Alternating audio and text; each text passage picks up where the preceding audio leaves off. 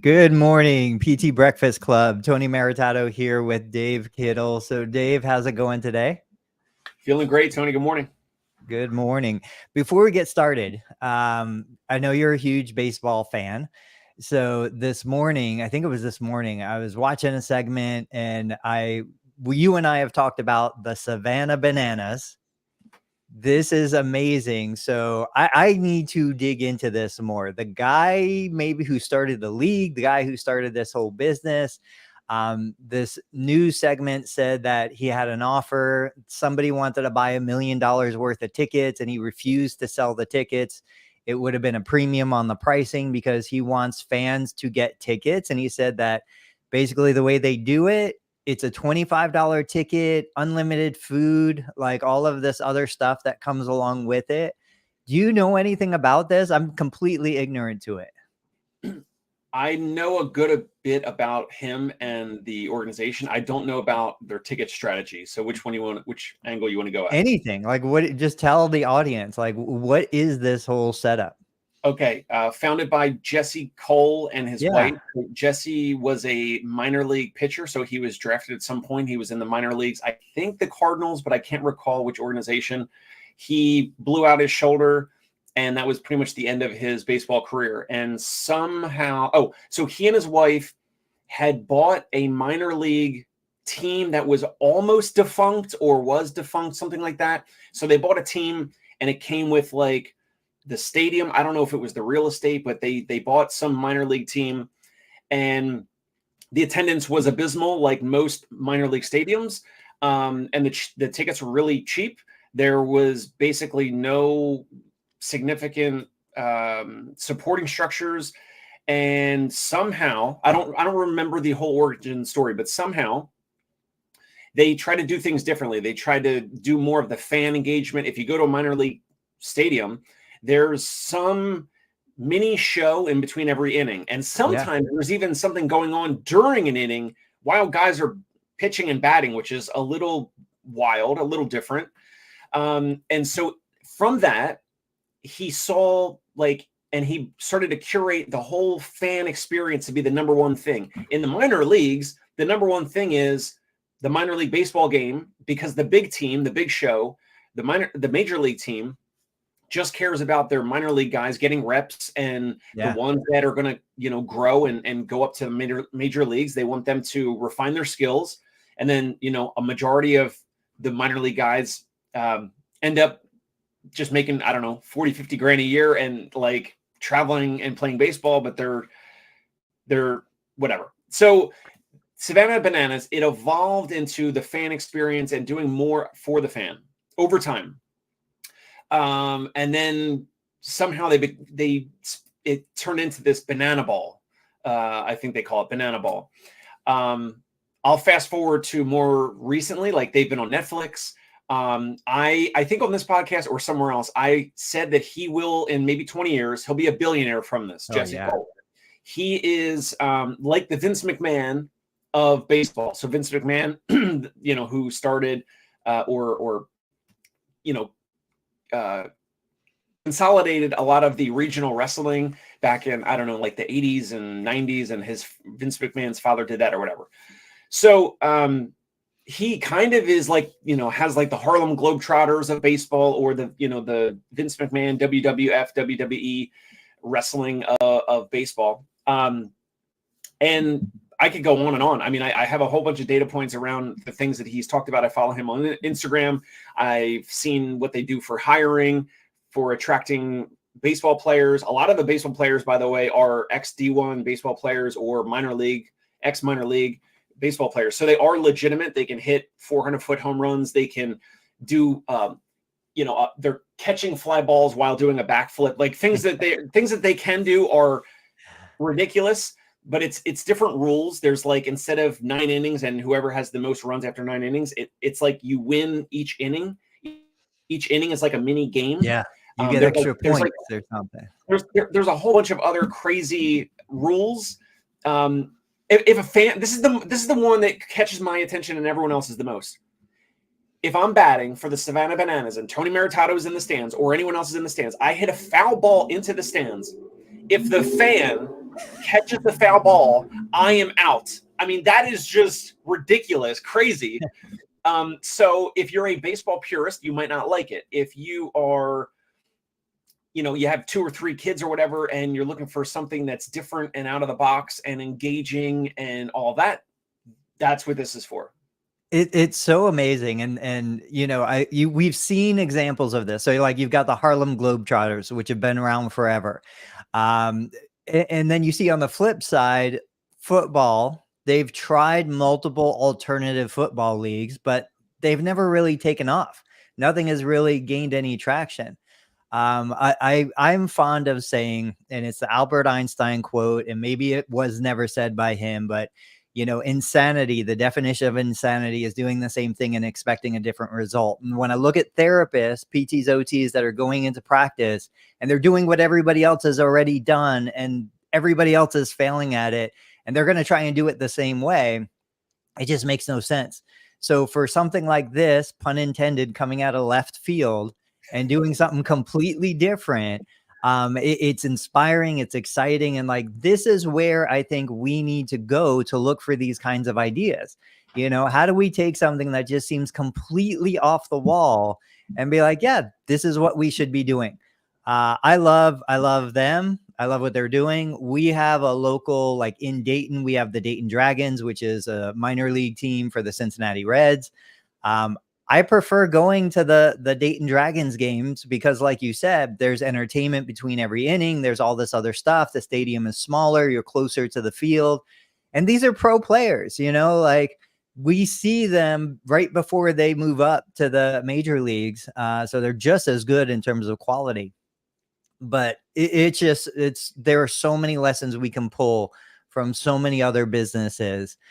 I want to pull a lesson from you. Let's talk about LinkedIn, because LinkedIn has been the pits for me over the last month or two.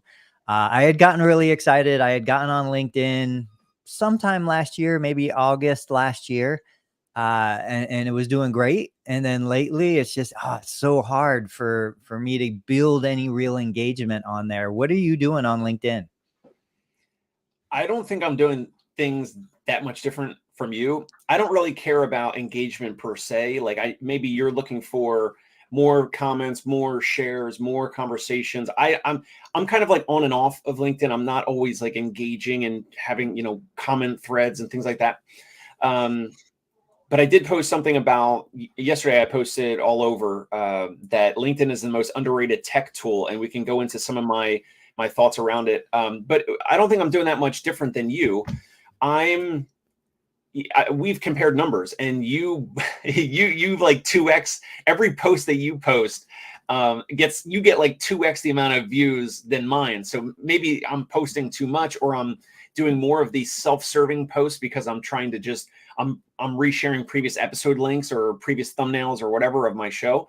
And you're usually posting a new thought or comment or idea or strategy or something. And you're doing a little bit more long form posts, which is great. Like multiple paragraphs spaced out.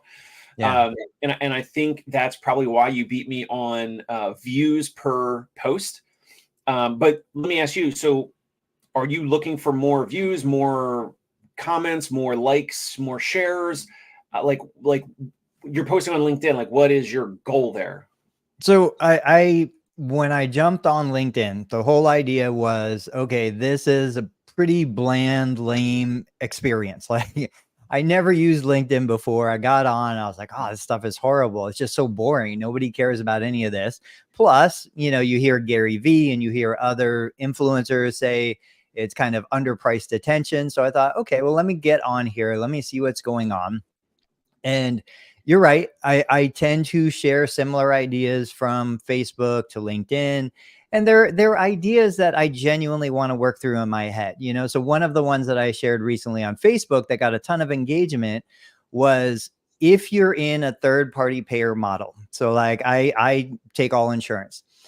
Is the insurance company paying me to get the patient to the goal, or is the insurance company paying me to show the patient what to do to get to the goal?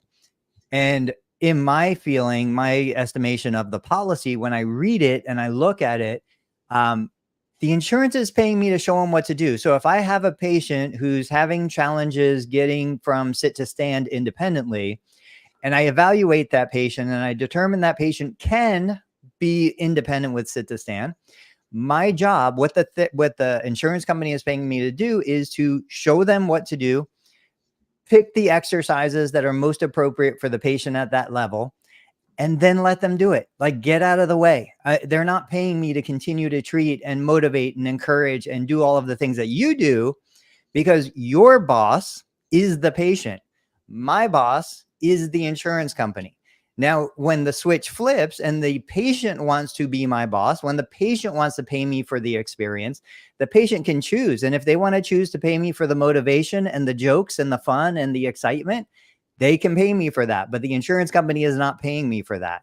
So my responsibility when I sign that contract is to honor the policy and honor the contract.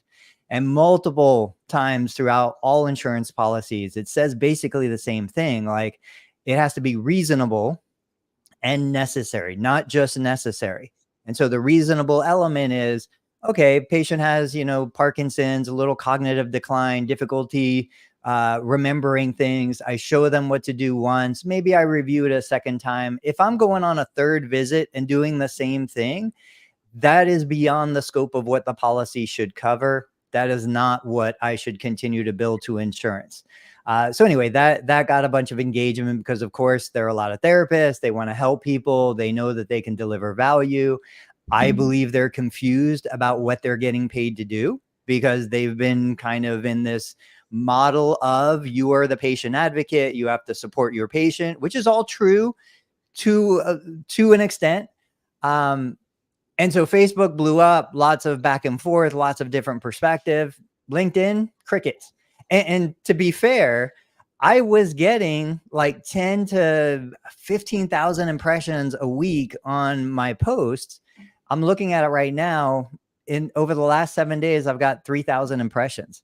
Like, it just went way down. I'm posting a little less, but I don't know. I don't feel like LinkedIn is gonna return. And I've tried video, I've tried post, I've tried images, I've tried different things. I do want to build that part of the social media network, but I'm not resonating with the platform just yet. But I also don't use the platform. Like, I don't seek out stuff on LinkedIn, but I do have a story about LinkedIn, but I want to hear what you have to say next. Okay. So 2 thoughts. One, you and I have been on Facebook more often, and it's just different. Yeah. Facebook is closer to your therapy practice or Cheers, right? Like, we go on Facebook and it's a little more familial, a little more like colleagues, friends. Like, we know a bunch of folks in our therapy world by name, and we also kind of see some of their like you've posted a picture, like, you go to the Reds game. You've posted some things about your kids with like fishing and different things like that. People post obviously very like intimate stuff, right? So like on Facebook, I just think it's a little more intimate. I think that is what gets people to then comment more often on your post and many other posts, because it's like we're at a physical therapy conference almost, and we're between sessions, and we're having we're having lunch together. We're having a beer or a coffee or whatever. I think that's part of what gets more comments on Facebook. I don't necessarily think that like LinkedIn is throttling down your reach or anything like that. Oh no. Yeah. So that's one comment or thought or opinion. Another thought or opinion about LinkedIn is, I'll get people that reach out, right? Like, by the way, I've gotten the most reach out about the hospital outpatient, the Article 28 thing, that whole episode that we did. So I've gotten like a ton of reach out and now inbound from that. Previous like physical therapy colleagues, a previous patient of mine who became a physical therapist, practice owners that I've never even connected with, never even spoke to before. They're sending me messages and emails and things like that. So that episode resonated with folks. And a lot of them said that, so they messaged me cold, or it's been 5 or 10 years since I spoke with anyone. And they say, hey, I've been following your stuff, or I've been following you on LinkedIn for a while, or I like your LinkedIn stuff, or whatever. And then they're like, I saw this episode with you and Tony Maritato, and it was interesting, and that compelled me to reach out. So my point is on LinkedIn, it's like, yes, you might get less comments, less engagement, but it's like people are still seeing our stuff, and like they're going to reach out to you later, and then they're going to say, oh, like you've posted like all this stuff about artificial intelligence and health and insurance contracts and plans and policies and what's covered and what's not, and Medicare stuff and all this. So they're going to reference all this other stuff. And then they're going to say, but I'm reaching out because of this new thing or question or whatever. So it's like, we're not getting real-time public comments on LinkedIn, but people are still seeing it. That's what I believe. I don't know. Yeah. Yeah. No, I think you're right. I noticed that they changed the platform on mobile. So when I go into my phone, I was going to make a post on my phone, and where the plus button is to make a post now is a video button. And so I do think I'm going to kind of reignite my interest in getting more video content on LinkedIn, just because if they're going to move buttons like that, that's a pretty significant shift for a platform. That to me would be indicative of saying, hey, we want more video. So I'm going to try and give that a shot. The other thing that I heard recently about LinkedIn was all the platforms are really doubling down on gaming. And so I heard My First Million, I think it was, they said that the New York Times, do you know what the major profit center for the New York Times is today compared to, 30 years ago? Don't tell me it's like Sudoku or gaming Yeah. or games. Yeah. So the majority of their profits, a huge chunk of their revenue That's is, why they bought Wordle. You remember the game Wordle? Yeah. Okay, go ahead. It's the paid membership for their gaming platform. It's Wordle. It's the crossword puzzle. And so again, like leveraging this back into therapy, leveraging this back into rehab. So Scott Dixon is teaching dry needling. I got connected with him. I watched him on an interview, and then I did an interview with him. He's got a different approach. I love what he's doing. He has taken what was a full physical therapy practice and really kind of narrowed it down to, I'm just going to do dry needling. And I see a lot of clients, this is him, just for dry needling. When you look at the New York Times and all their media and all their stuff, they're like, look, this one little sliver is generating the majority of the profit, the majority of the revenue. Let's double down. Let's focus on this. And when I go back to PTOT, I'm like, there's probably something within your practice, your business model, that's generating the bulk, the 80% of the profitability with 20% of the work. Why not just double down on that one thing? I'm going to ask you what that is for you and your kind of business model. But I know for me, one of the things that made a massive change in our business, we own a building next door to us. We used to rent space to 2 orthopedic surgeons that treated spine. And so we would get all of their non-surgical, post-surgical spine referrals. And these were, not appropriate therapy patients for my practice, but they would all come over because they were literally in the same building. Once those 2 docs moved out because they got acquired by the hospital, and we reduced the volume of usually non-surgical low back pain referrals, our cancellations and no-shows dropped through the floor. Like they disappeared. We had nobody canceling, nobody no-showing. 1 or 2 specific payers that were associated with that patient demographic just went to zero. We're not getting these referrals anymore.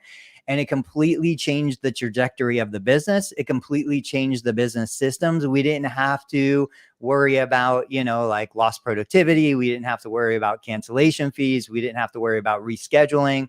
Administrative costs went down, everything. Like this was the most amazing thing that ever happened to the business on a macro scheme. So that was like one little thing that had a major impact and a major shift for us. We got away from low back pain. And it's been a beautiful transition since then. For you, what is like a major shift in your business or a major trend that you see, or what's a major thing that generates the most profit with the least amount of work that maybe you could consider doubling down on?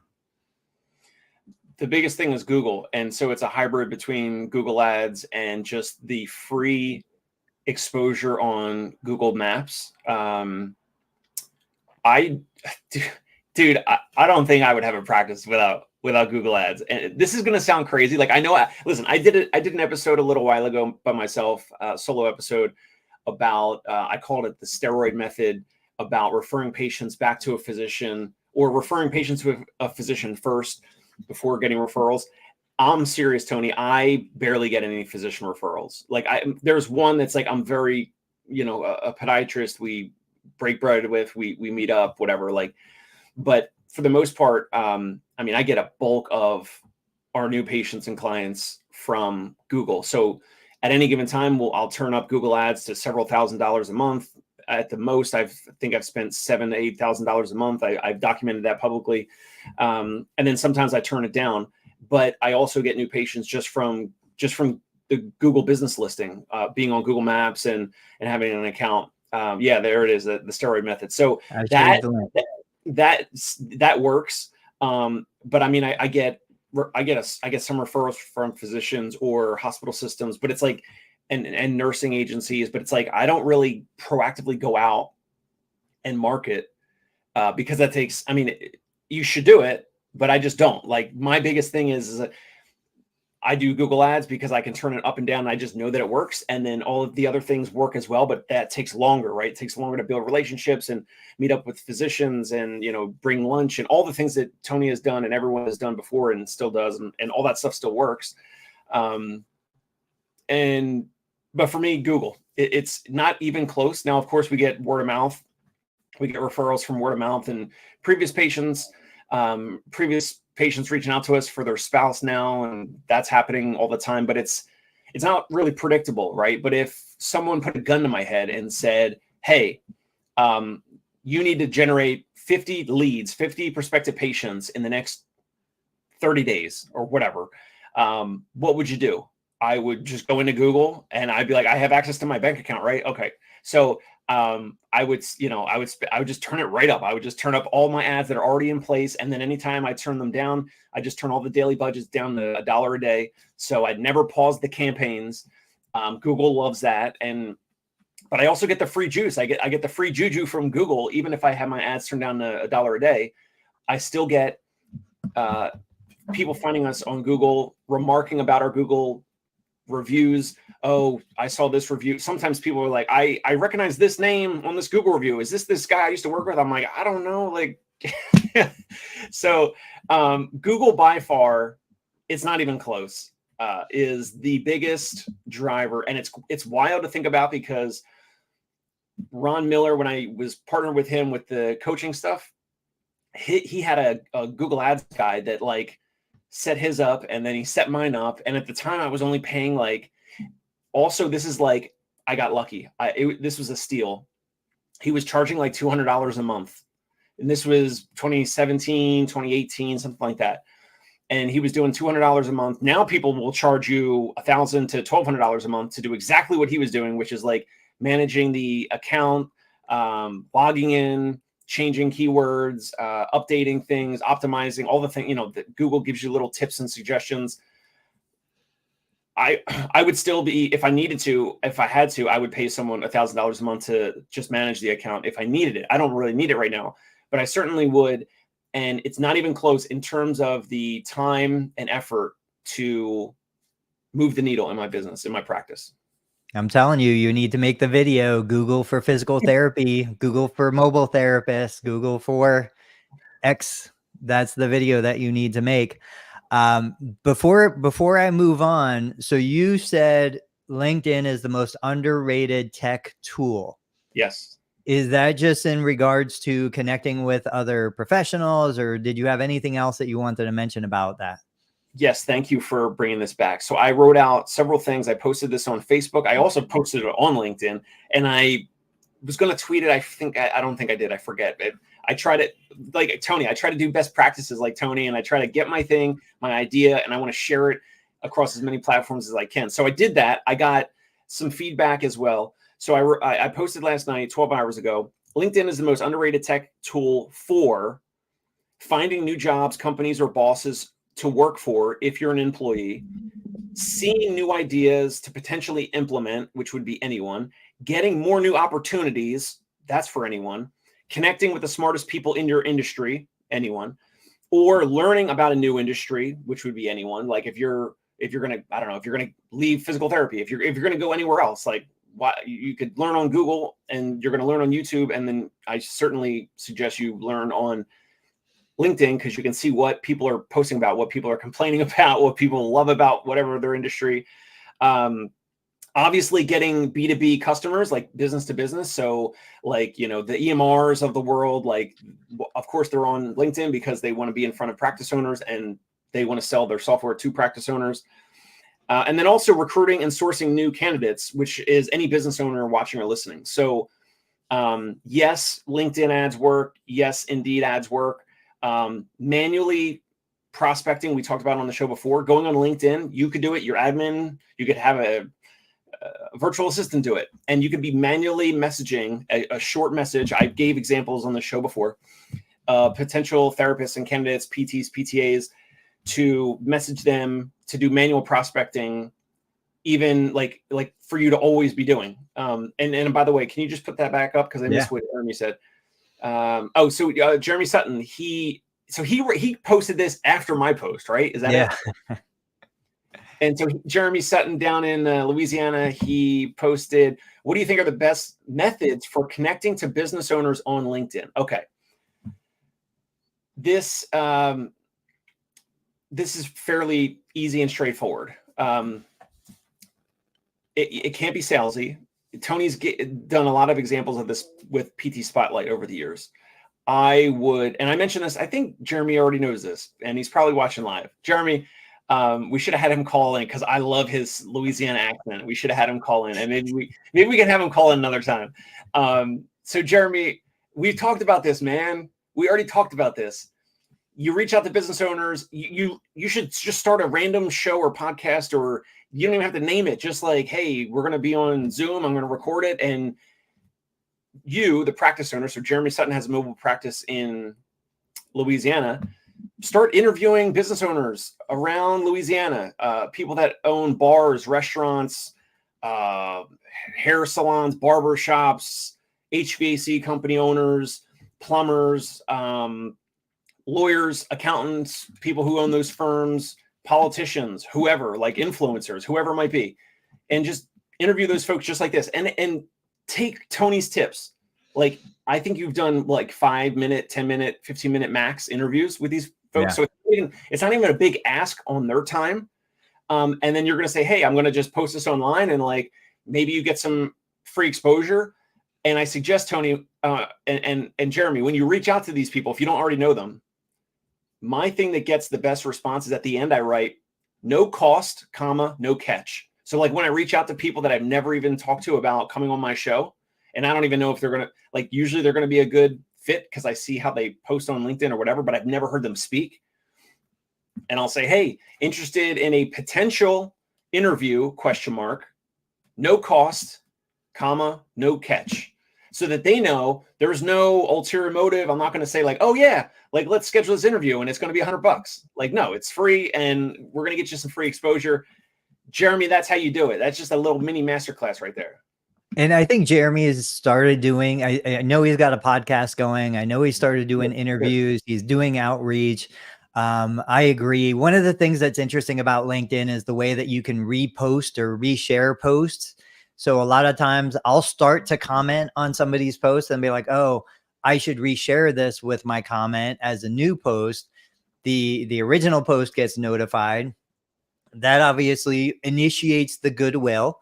You share your unique perspective on what they're saying, and then that is a great conversation starter. I try to think about all the bad inbound that I get, especially on LinkedIn. And from that, I try to, reverse engineer. So these days, as soon as if I don't see that somebody is a clinician, I almost always refuse their request to connect. As soon as I see that somebody is like a digital marketer, YouTube, whatever, and I don't accept their request to connect. Yeah, I've become a lot more stingy with my willingness to connect. And so obviously something like that, I'm going to reverse engineer that. The other one that you and I talked about, going back to, I think it was Mayo Clinic or one of the big organizations, again, they have an executive package. They're doing a $10,000 offer where you have all of this testing and biometrics and weight and fitness and all of these things. I still say there's got to be that therapist who creates something like that for executives, for whatever target demographic. And you have a series of, hey, let's see where you are. Let's see what's going on. The only thing is, I think it needs to be approached a little bit differently. So I wouldn't go in with a hard sell. I wouldn't be like, hey, my name is Jeremy Sutton and I'm a doctor of physical therapy. I need to do this. You would just start sharing stories. This is a person. This is what was going on. They had worked their entire life. They had been, this great executive, and once they were ready to travel with their family because of debilitating osteoarthritis in the knee, they were unable to do that. So this is what, the solution was, or this is how we identified it or whatever. And story-based marketing, making that connection, the hero's journey, like anybody watching, if you don't know the hero's journey, you have to understand how that works. I use that in a lot of my presentations and a lot of webinars. And I take the viewer through the hero's journey. I put them in the seat of the hero. We go through the very exact process of the story framework. And it helps them visualize what they want, where they're going, and what they need. Check it out. Will Boyd's here. Dr. Bo is here. So thank you guys for showing up. Dustin Howard, he does, an executive package. He does a great job. I haven't heard from Dustin as much on Facebook, but I used to follow all of his stuff about high ticket sales. He does some awesome stuff. This is random, but I stopped watching his videos because he was chewing gum on every video. No offense. He's gonna stop watching because I'm drinking coffee now. No, I mean, I love chewing gum, but like I feel like I don't know, I just feel like it's distracting. And if I chewed gum during this, I feel like it would be disrespectful to Tony or like the audience or whatever. Like I chew a lot of gum, but I had to stop watching his video. I love his content, and he's like fit, and he's like, his content is great.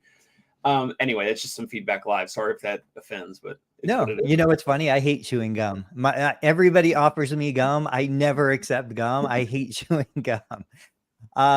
Dave, what's the deal with Honda's tagline and brand slogan, "The Power of Dreams"? This might play into the hero's journey. So I was watching the NHL playoffs last week. It was it Rangers? Yeah, it was Rangers versus the Panthers, and Honda was one of the sponsors. And Honda, the Power of Dreams, the brand slogan was on the boards, the white part of the ice rink, the board. I don't really have like a big connection here to like physical therapy or anything. I just wanted to bring this up because we've talked about Harley Davidson, and my mind was blown when you said you have a Harley Davidson motorcycle in your clinic. By the way, you still didn't share a picture of it. What the hell? I know. You just reminded me. I'm going to take a picture. Yeah. Sidebar. Okay. Watching the hockey game.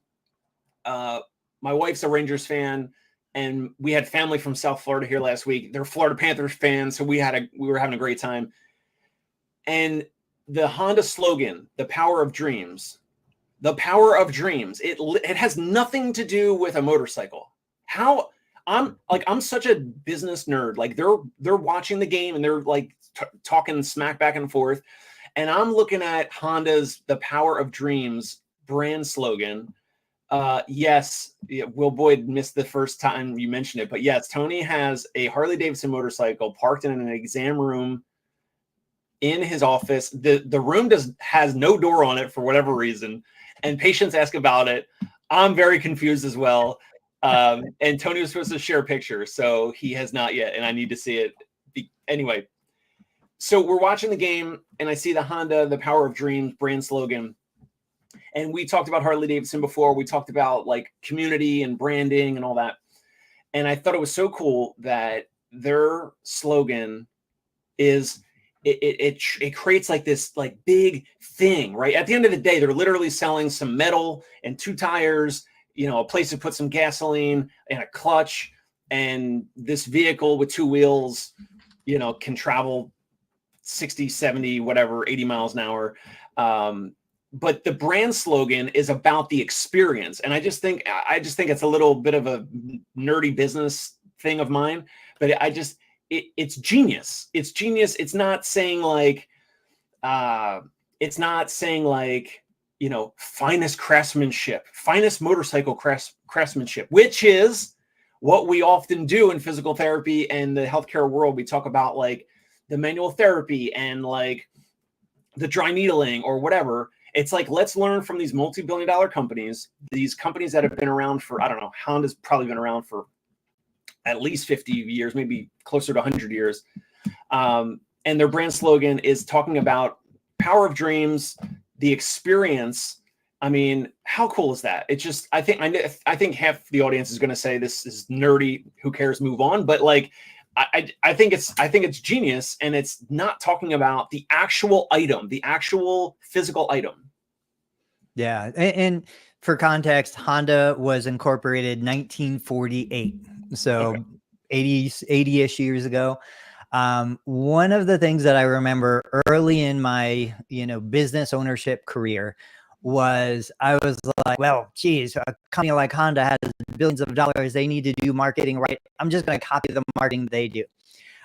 What I didn't put into context was I am not $1 billion company. This little tiny person. I don't have budget. I don't have the resources. I don't have any of that. So yes, 100%. I love the idea of, selling the dream. For small providers, for small business operators, we also need to understand how do we convey that message? How do we share that message? What Honda does well versus what they do not so well. There's no real affinity. There's no real connection. I mean, we own a Honda. We own a Toyota. I buy them. Why? I buy them because I feel safe in those cars. I feel like the cars are going to run forever. I feel like the cars aren't going to break down. If they do break down, I feel like there's, reliable support behind them. I am buying the sense of security that the brand delivers to me. Now, as a small independent physical therapist, nobody knows anything about me. I guarantee if you walk into my clinic today, ask 20 people what my name is, my personal name, me as a human, they're not going to know my name is Tony.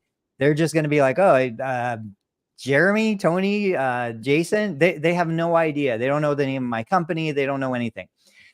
But what happens and what I try to curate in our business at our level is when they do roll the dice, they make that first call. There's the initial contact, a la Jerry Durham. That right there, we bring the feeling of, hey, this is a welcoming, warm environment. The person who answers the phone isn't in a hurry. They're willing to take time. I've got kind of an interesting story. 2 days ago, I think it was 2 days ago, I was in the clinic. It was Monday. I was in the clinic. I was wrapping up. I was getting ready to leave. It was before lunch. Patient came in. I used to remember every single name, every single face, thousands of people.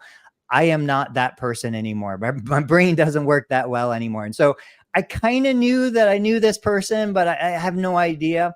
And so he comes into the clinic. He's walking toward me. And I'm like, hey, how's it going? What can I do for you? I'm working with patients. There's my PTAs, everybody there. And he was like, I'm looking for Tony. And I was like, okay, you found him. What's going on? What can I do? And he was like, do you remember me? And I was like, I don't know. Did you have a hip problem? Or anyway, long story. He was in a motorcycle accident. He's 86 now. He came for therapy. Funny motorcycle. And I was like, yeah, of course, I remember you. And I did. It clicked.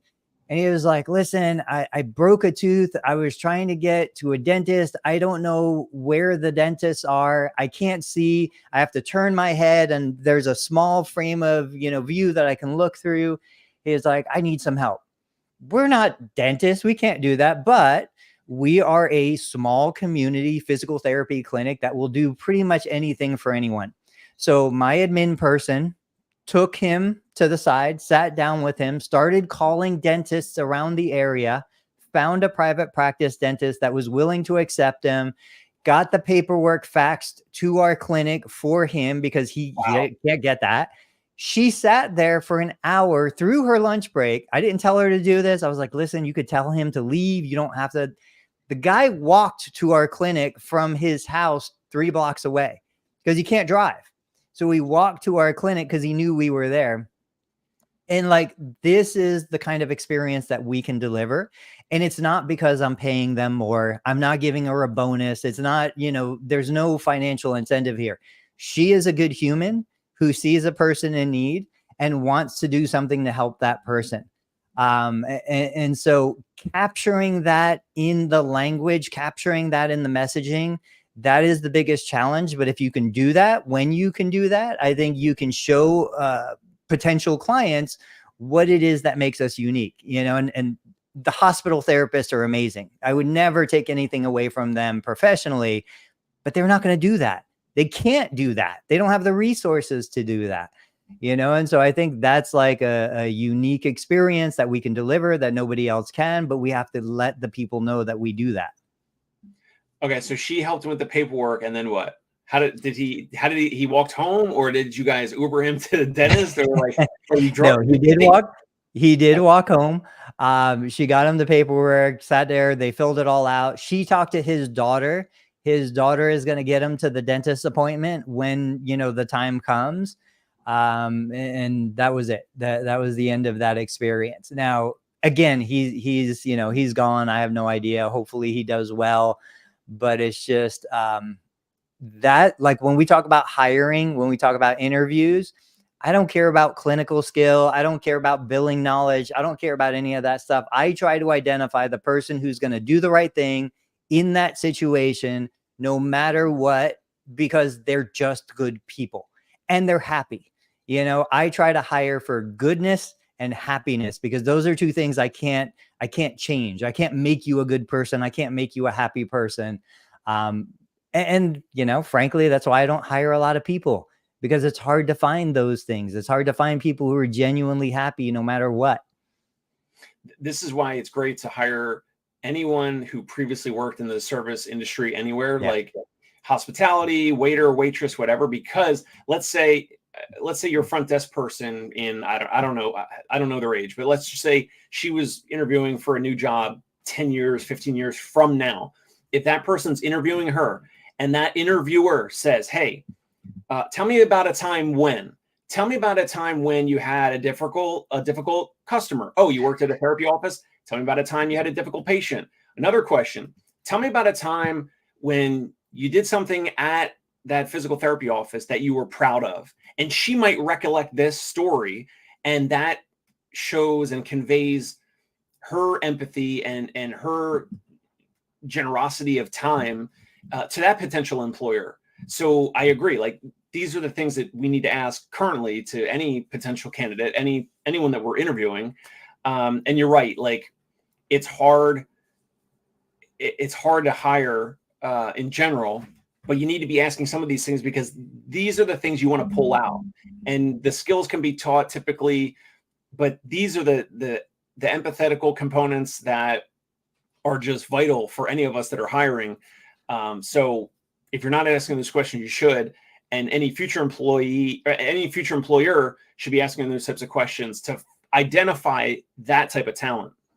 What's interesting is two parts of this. One, I bet if somebody asked her that question, she wouldn't even remember that story, because it's so natural. It's so second nature. It wouldn't stand out to her as something extra or above and beyond that she did. It would just be a normal part of her day. So that's one part on that side. The flip side is me as the employer. I have a responsibility, and I think about this every single day. I think about it with my PTAs. I think about it with my admin team. I think about it with everybody. It is very easy for me to take advantage of that person's nature. It's so easy because they're willing to do anything all the time. It's so easy for me to fall into this pattern of, oh, well, I know she can do it. I know he can do it. I know they're willing to do it.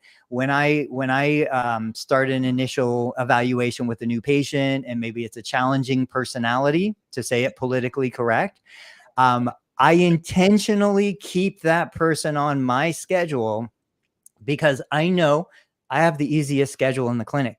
I do the least work out of everybody in the clinic. If somebody is going to deal with a challenge, it should be me. I'm not going to put that person on my PTA schedule. And so I try to be aware, but I'm sure things get through. I'm sure, you can't see your own blind spots, but I really work hard not to take advantage of somebody who's extra generous, extra giving, who wants to go that extra mile. I try to recognize, I try to, reward, and I'm not a good person at recognition. Like, I don't like telling people, oh, you're doing an amazing job. It makes me feel uncomfortable. So, but it's just something I have to do. I have to get past it. When I was working with my wife, it was awesome because she's amazing at praise. I'm horrible at praise. So I could be like, hey, go tell so-and-so they're doing a great job, and she can do it. But anyway, these are things that as business owners, if you go down the road of building a team, I think we all struggle with, we all want to be aware and pay attention to. Awesome. What else you got next? What were you talking about? Physicians and Instagram stories and potential referral sources. All right. So still a pretty early Instagram account. So my practice, Concierge Pain Relief, at Concierge Pain Relief on Instagram. I think we have like 80 something followers. So it's new and it's not about followers, right? So I went and I followed like several hundred, mostly physicians in the New York City area, and also physical therapy colleagues and, the individual accounts and their practice accounts or whatever. I'm looking at my Instagram, my practice in Instagram as a potential place for future referrals, but I want to demonstrate with video, and we talked about video and images to put that out there. So put some video out there of patient experiences and testimonials and selfies with patients or whatever, and progress and things like that, success stories. So in the docket, I put on the list New York City physicians looking at my Instagram stories.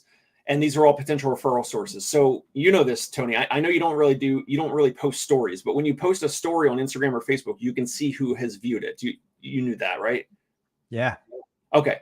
So every time I post a story on the at Concierge Pain Relief account, and again, only have 80 followers. So like the only people that are going to see my stories typically are people that are following us. And I'll post a story, and like, there's usually 2, 3, or 4 of the people of, I don't know, like it's like 10, 15, 20, 30, 40 people see my story at any given time. But 2, 3, or 4 of them are physicians. And sometimes it's the same ones. And then sometimes it's like different physicians. So yeah, thank you for sharing that there. Connect with me there and I'll follow you back. So a couple things, for sure that even if they are just, hyper swiping and they saw it for a split second, maybe they didn't even say it, but in general, I'm getting a good amount of physician eyeballs on my Instagram, my practice's Instagram. So it's a way for long-term exposure, long-term marketing, to just build relationships with these potential referral sources, these physicians. I'll comment on their stories. I'll comment on their posts, whatever, congratulations, this or that, or happy birthday, or whatever it is. Just like super, super like long-term. But it's interesting when you're thinking about a therapy practice and potential physicians that can refer to you, and you notice that some of them are viewing your story. It's like micro exposure. It's like it's multiple touch points of them analyzing you, or just briefly viewing you and not really thinking of it or whatever. So I just put that in the docket because, I mean, if you're not already doing that, I mean, Tony, I know you have an established practice and you don't need to do it because you already have a ton of physicians referring to you. Earlier in this episode, I said Google is like my number one marketing driver. And so that's all like direct to consumer, direct access marketing. But I wanted to follow a bunch of physicians on here. I want to meet some more of these physicians. I want to refer to them first. I want to see what they're about. And because of my flow of patients through Google, a lot of times, like, they don't even have a doctor, they don't have a physician. Like, we might be the only healthcare provider that they've seen in the past year or two. So I want to make sure that I have physicians that I can refer to. So whether it's a podiatrist, whether it's a specific ortho or non-operative, it's a physiatrist or whatever, or a primary care. And then also there's concierge physicians in the city as well. So if you are, let's say, in the first couple of years of your practice, I have my personal Instagram account that I've had for forever. But then now, earlier this year, I created one for my practice. I had the handle for years, but I just never posted to it. Now I'm doing that. And it's just a reminder that you want to get out in front of physicians. You want physicians, you want referral sources to like get to know you and like you and trust you. And I think I'm doing that in a long-term way. And that also, by the way, when I post stories, obviously you need to be considerate of like what you're posting. Like, for example, I'm always posting, like, if I'm out and about and I'm in traffic yesterday, funny things about New York City or whatever, or it's patient stuff. But I'm never going to post, obviously, I'm never going to post like political stuff. I'm not going to post like whatever, like, I'm not going to post like this type of stuff. Like, I'm not going to post like the businessy type stuff. It's going to be like the patient side, the practice, like the practice facing side of things. So just a reminder because I know you have a big reach and a big audience of like therapists that are in their first couple of years of practice. So if they don't have a practice facing Instagram account already, they should. And then you're going to go on Instagram, the search bar. And then I was just searching hashtags. I was just going hashtag NYC ortho. I'll find one and then I'll go into I'll find like an ortho, for example, an orthopod in New York City. I'll connect with them. Then I look at who they follow. And then it's usually like a whole bunch of other physicians in the area. And then I'll pick one of them. And then who do they follow? And just from that, it's like I was able to follow 300 something local physicians and some PT colleagues. It's really not that tough. And so it's just a matter of time, I think, until I'm going to get referrals from them without even asking for it. Nice. Yeah. I was just saying the other day, there's so many amazing clinicians, but it doesn't matter how amazing they are if nobody knows about them, if nobody can find them, if they're hiding in the shadows and in the corners. And so making these connections, letting people see what you do, letting people hear your voice, letting people understand who you are. I know a lot of us are not comfortable in front of the camera. I know a lot of us aren't comfortable on social media, but it's just a necessity these days. Like, you have to be able to do that. And so what you're doing is awesome. I'll share one more before we run out of time. I was just looking at my Pinterest account. Again, I'm not a Pinterest user. I'm not the target demographic for Pinterest, but when I look at it, I'm looking at the last 30 days. I had 33,000 impressions. I had 3,000 engagements, 1,000 clicks, really 1.1 thousand clicks from Pinterest to my website.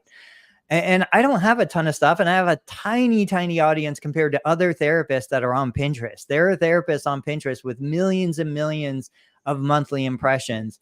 I've got 30,000 monthly impressions. But if you look at it and you say 1,000 clicks from Pinterest to my content, if I was paying Google ads, now my Google ads are different than your Google ads. I'm talking just for traffic. I get about 5 cents per click when on my Google ad campaign. That's $50.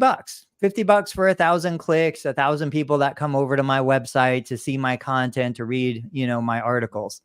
I really still, I find that Pinterest is an underserved population for what we do. I'm going to continue to put effort into LinkedIn to see where that goes. And I should be fair. Like you said, LinkedIn has provided me with connections to people that I wouldn't have otherwise connected with. Urson is a great example. Dr. E, we connected through LinkedIn. We've never connected through Facebook or any other social platform. There have been other connections to other people in business that I wouldn't have gotten if I didn't get on LinkedIn. So I think we're at top of the hour. What are some parting shots? Yes, I agree with that. Parting shot is go on LinkedIn. I know we mentioned Instagram, we mentioned a couple different platforms, but I have like 2 or 3 calls today with physical therapy practice owners who I've never spoken with, who I'm not connected with on Facebook or Instagram or anywhere else, just on LinkedIn. And we're going to talk about some potential future collaboration or partnership or something. All that is from LinkedIn, and don't be discouraged. Like, you have to post. I mean, I'm thinking like other therapy practice owners out there, like, I don't know what they're going to get out of posting on LinkedIn, because it's kind of like B2B. It's kind of like business to business, but you could take the Jeremy Sutton approach. You could, interview practice owners, other business owners in your area. The parting shot is get on LinkedIn, and do not be discouraged about the crickets. Do not get discouraged about no likes, no comments, no engagement, whatever. Like, I've been on LinkedIn at least 10 years or more, 15 Wow. years maybe. And people see your stuff. People will see your stuff, and you have to just stick with it. You have to stick with it for, a year or more, and then you're going to get some opportunity that you would have never gotten before. So that's my parting shot, is LinkedIn. It's underrated. So my guilty pleasure. You guys all know my secret about the Harley Davidson. I'll get the photo. I just never go to that clinic. My other guilty pleasure is when I'm alone, I turn on Netflix and I watched all of The Last Kingdom.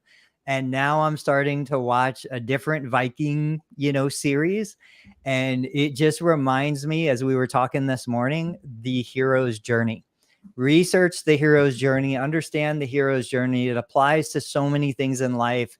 And when you're talking to people, when you're relating to people, even when I'm talking to a patient, in the back of my head somewhere, I've got that hero's journey framework, and I'm seeing where this person is in their life. What are the challenges they face? What are the fears that they face? How did they overcome them? How did they refuse the solution and then embrace it? And all of those elements. It really is so impactful, not just to marketing and sales, but just to patient outcomes.